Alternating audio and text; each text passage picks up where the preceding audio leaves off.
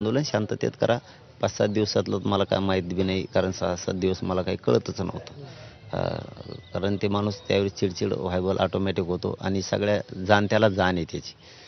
त्यामुळे सरकारनं समाजानं शांततेत आंदोलन असतील कुठं तर सुरू ठेवावे.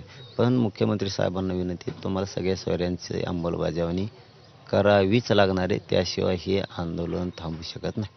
काल ज्याप्रमाणे मुख्यमंत्र्यांची पत्रकार परिषद ऐकली तुम्ही, त्याहून तुम्हाला काही आशा वाटते का तुमच्या मनाप्रमाणे होणार आहे हे?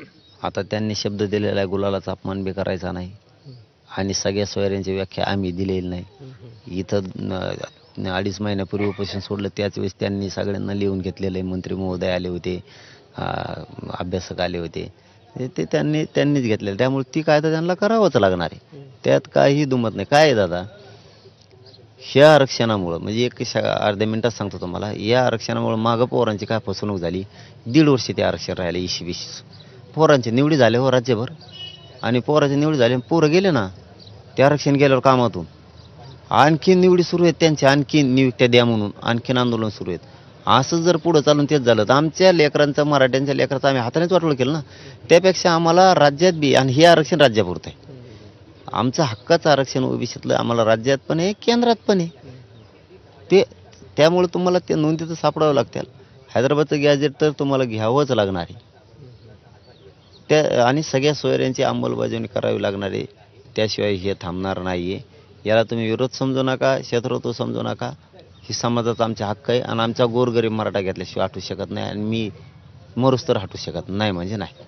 येत्या अधिवेशनामध्ये जो मागासवर्गीय आयोगाने अहवाल सादर केलेला आहे, त्यामध्ये शिक्षण आणि नोकरीमध्ये 10% आरक्षण देण्याचा कायदा पारित होण्याची शक्यता वर्तवली जाते.